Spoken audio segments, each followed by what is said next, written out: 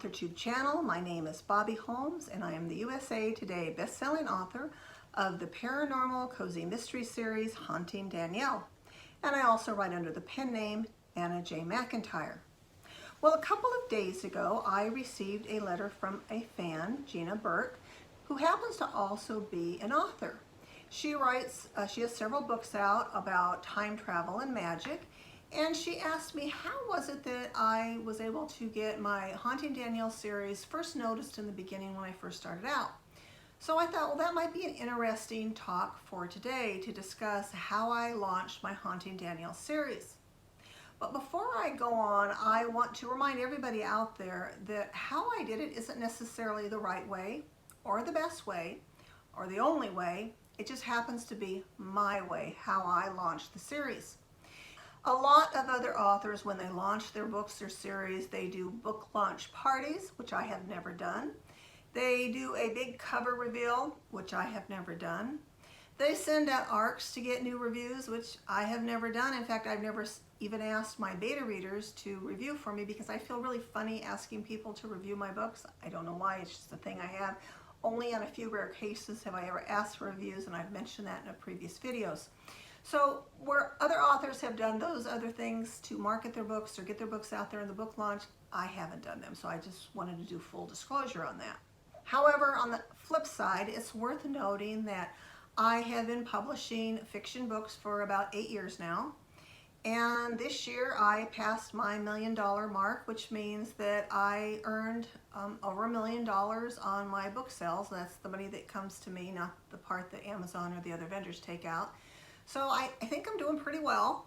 So hopefully some of this information will help other authors who are trying to get their books out there and have another idea how to launch them. Like I said, you know, it's just the way that I did it. It may or may not work. And another thing is, what may have worked last year may not work necessarily this year. Another thing to consider is your genre. What works for one genre may not work for another genre. And so when you are figuring out how you want to launch your book, sometimes it's good just to pick up information from all kinds of different authors and see what works best for you. One of the very first things I did in regards to marketing my new series was working on the book cover. Now, the book cover is very important because that's the first thing the reader is going to see that's going to pull them in and hopefully bring interest to your book. So what I did was I went to Amazon and I looked at other book covers in my genre, the ones that were doing well, to get an idea what readers expect. Now, it's not to copy those other covers, but if you want to sell to a specific set of readers, they will have certain expectations on what the cover should look like in order for, and if you want to attract them, you need to meet those expectations.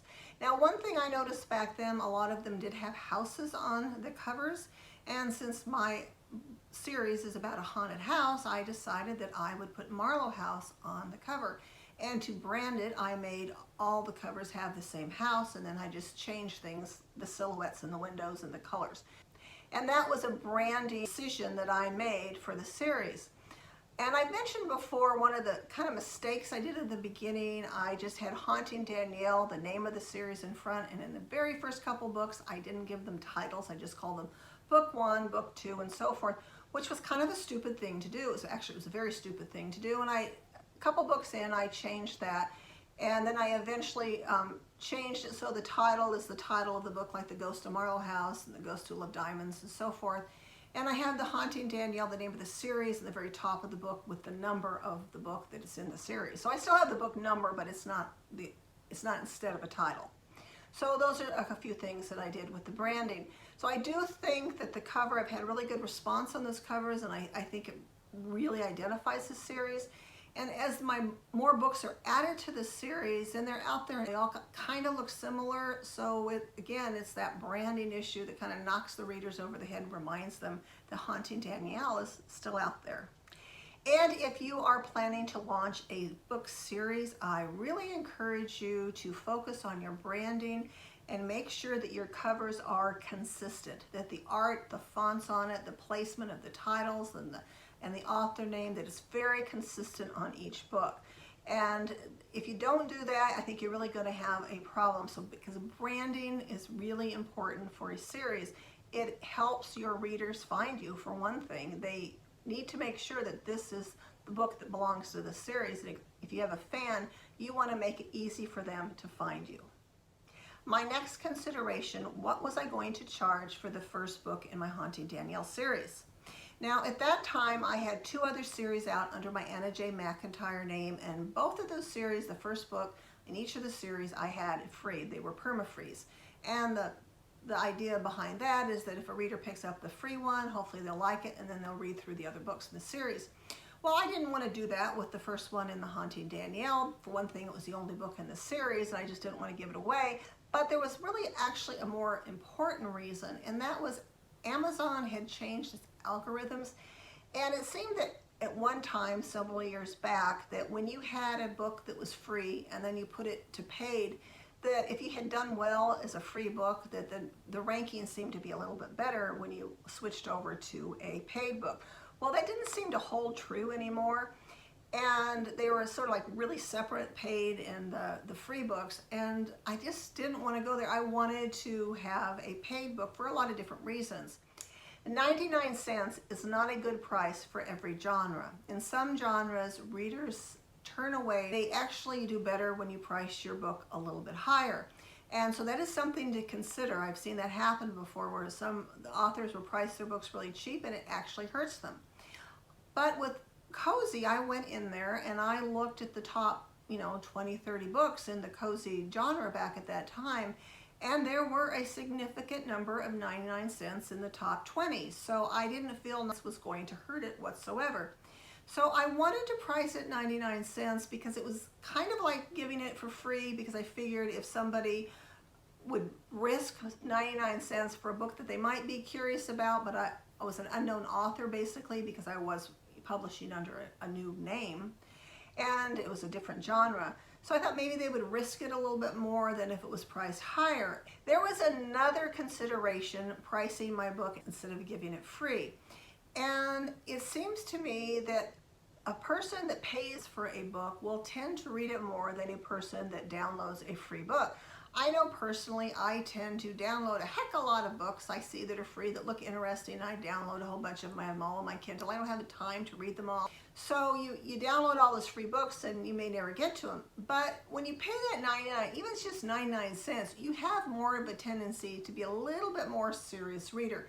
And so I just felt that that would be one consideration. The next thing I did to market my book had to do with a newsletter.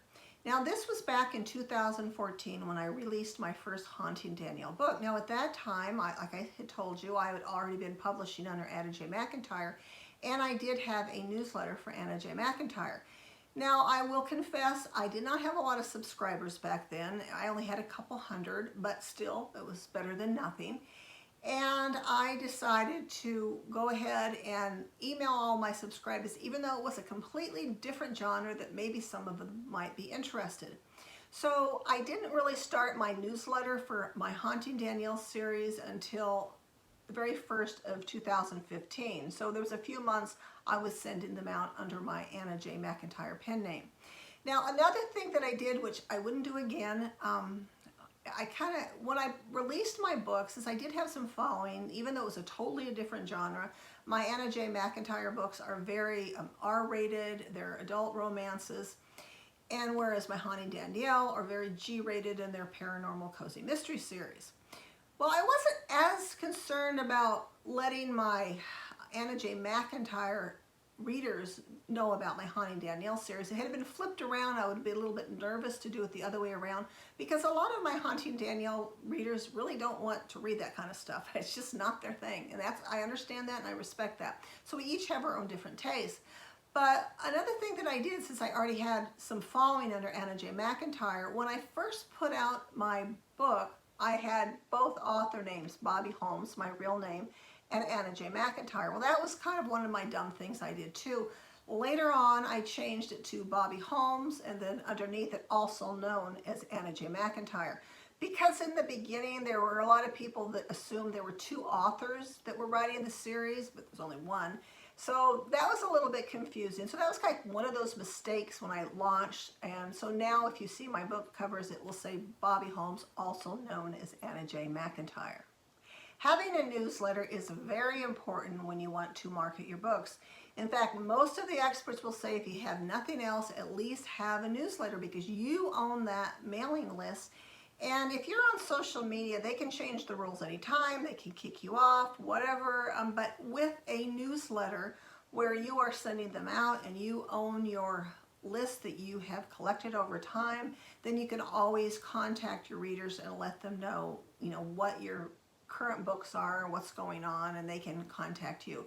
So really do the newsletter. For me, I did sort of start one in the beginning with Haunting Danielle, like I said, but I did it under the Anna J. McIntyre.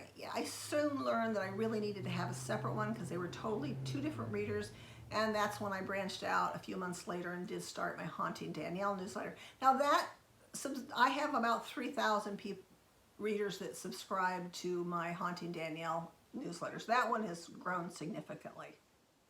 Another thing I did when marketing my Haunting Danielle series, I decided to put the first book when it was released into Kindle Unlimited. Now that's the program that Kindle has, the Kindle Select, I believe it's also called or known as, where you pay a monthly membership, readers do, and it's kind of like a library. They can check out any of the books that belong to KU and read them for free, and then the authors get paid something for you reading their book.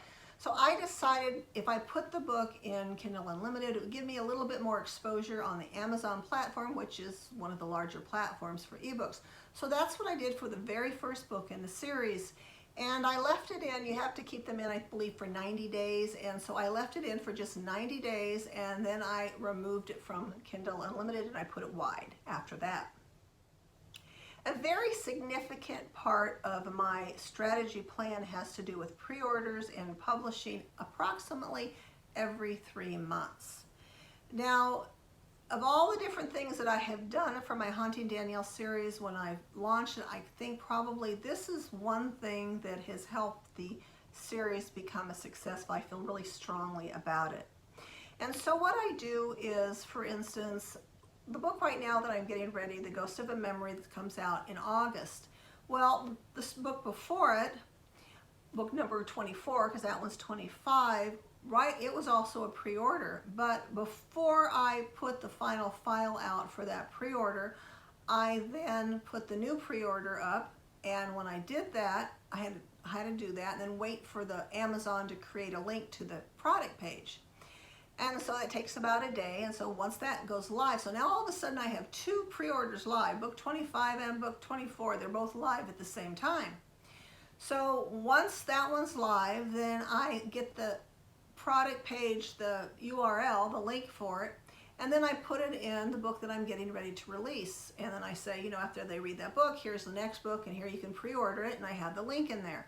So they can click on the link and go right to that book and then pre-order it right then and there. So I do that with every book in the series, and then that way you tend to have readers that are pre-orders. They'll just keep pre-ordering if they like the series. So I want to kind of go over my very first pre-orders with the series, so you'll kind of have an understanding of how they went in the very beginning. So the very first book in the series that became The Ghost of Marlowe House, that was released in August of 2014. And obviously it was not a pre-order, or I guess it could have been a pre-order, but I didn't really have readers back then for that series, so it just seemed kind of silly. So I didn't do a pre-order. I just put the book out there and announced it on my newsletter and did some promotions on different social media, and then had it in the KU like I mentioned. So in November of 2014 was when that book number 2 came out, and I was supposed to then put up the pre-order for the next book that was coming out, The Ghost That Wasn't, and it was to come out in March in 2015. And I had planned to put a pre-order link in the back of book 2, like I was going to for each book. Well, something came up in November of 2014. I was diagnosed with breast cancer. And at the same time, my mother-in-law, who lived here with us, we have a cottage back there that my mother-in-law lived in, and my mom lives with us also. And Doris had passed away right around October right before November, obviously. And then I was diagnosed with breast cancer. It was really kind of a turbulent time for us, losing Doris and then me being diagnosed. And I didn't know what was going to happen. I didn't know if I was going to have a mastectomy or a lumpectomy. I ended up with a lumpectomy. I didn't know if I was going to have chemo or if I was going to just have radiation. Fortunately, I just had radiation. But I didn't know all those things at first, and we didn't know how severe the breast cancer was or what was going on. So I just didn't feel I could risk putting up a pre-order and promise something and then not be able to carry through.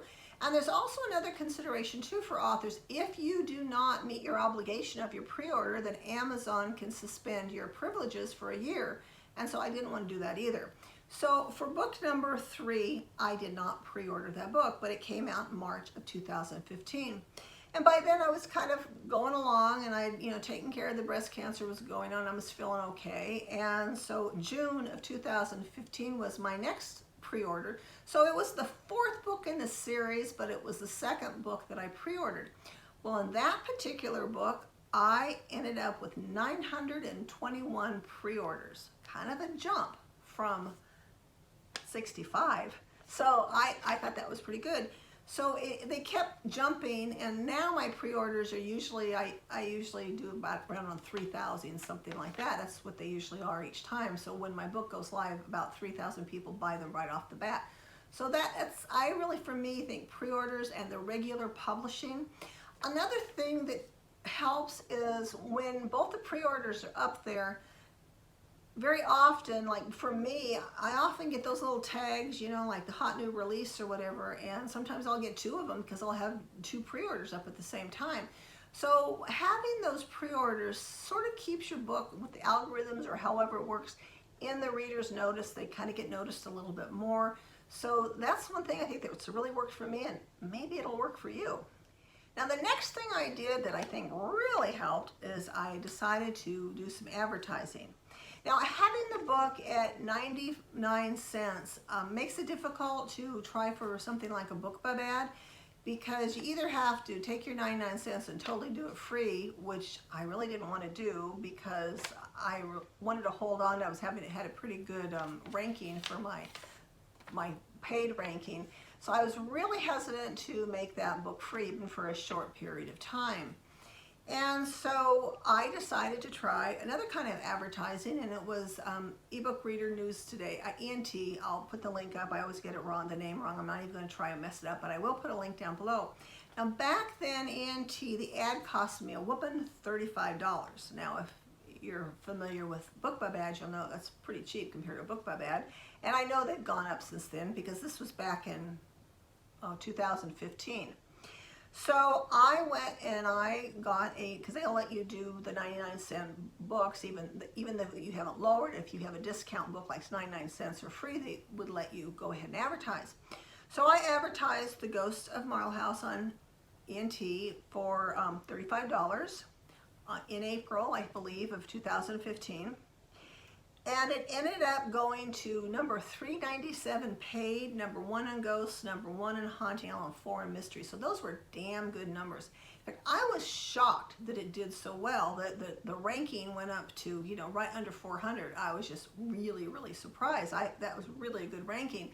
And at the same time, I remember there was another cozy mystery that had a BookBub ad, and I kept watching them and then watching the ENT ad of mine, and I had really good ranking compared to the other one, and I'm thinking, wow, I'm doing really good on this really inexpensive little ad compared to what the other person has done. Now, that's no slander on BookBub, because I have since had BookBub ads and done tremendously well, and they really kicked butt, and I will do them again. But that particular ad for me back in 2015 really worked, and it was great. And I personally believe that is one reason that my pre-orders on the book that came out several months later jumped up to the 900s, because if you think about it, I didn't have that many pre-orders on my second book, my first pre-order. It was a very nominal type of pre-orders, but this one, it did pretty darn good. It was 921, but I think part of it had to do with that ad. And also at the time when I did the ad, I had 3 books out. So I didn't really do any advertising until I had at least 3 books out. So I had The Ghost of Marlowe House was already out, The Ghost Who Loved Diamonds, and The Ghost Who Wasn't. That's when I finally advertised, when I had those 3 books out. And the same for when I eventually advertised over at BookBub. What I did later on with BookBub a few years later, I ended up putting the second book in the series, which all my books are $4.50 in a Haunting Danielle series. So what I ended up doing with The Ghosts Who Love Diamonds, I decided to price that one at 99 cents special and run a special over at BookBub, and they accepted my ad. And then that way, readers, they could pick up that book for 99 cents, and they saw it was the second book, but when they looked at the first book in the series, it was only 99 cents too. So what was happening was they were buying both of my books. So I had this one ad over later on at BookBub for a 99-cent sale on the second book in my series, but it was actually selling the first two books, and then of course the people that liked it, then they kept reading the other books. So those helped an awful lot too. So there is a way to get around that when you have a book that you can't really look, like you have your first book in the series, 99 cents, and you want to get a BookBub ad. Sometimes you can do it that way by having the next book up on sale. And later on, what I ended up doing, and which actually got me on the USA Today bestseller list, I bundled the first 4 books in the series, and then I offered to sell on them, and I had a BookBub ad, and that ended up getting me on the USA Today best-selling list. So, those are different ways strategically advertising that really do help your sales, and it's a way to market your books. While I initially priced the first book in my Haunting Danielle series as 99 cents when I released it in August of 2014, I decided to make it a perma-free at the end of 2017. By that time, I had 14 books out in the series, and I was getting ready to release book number 15. And I figured by this time it might be a good idea to have the perma-free. It would attract some different type of readers and bring them in. And so that was the decision I made. I have no regrets on that. So it is also wide, so you can find, The Ghost of Marlowe House at all the venues, Amazon, Barnes & Noble, Kobo, iTunes, Smashwords, Google. And so you can find the book there if you're curious about Haunting Danielle's first book, The Ghost of Marlowe House. It's a free read on an ebook. And all the books in the series are currently out in audiobook. Well, actually, okay, let me rephrase that. They will all eventually be out in audiobook. The last 2 that were released are not on audiobook yet, but one of them will be out, I think next week, will be out in audiobook, The Ghost and the Christmas Spirit. That, I believe, is coming out next week in audiobook. Tantor Media is the publisher on those. And then in August, around the same time, the next Haunting Book 25 comes out.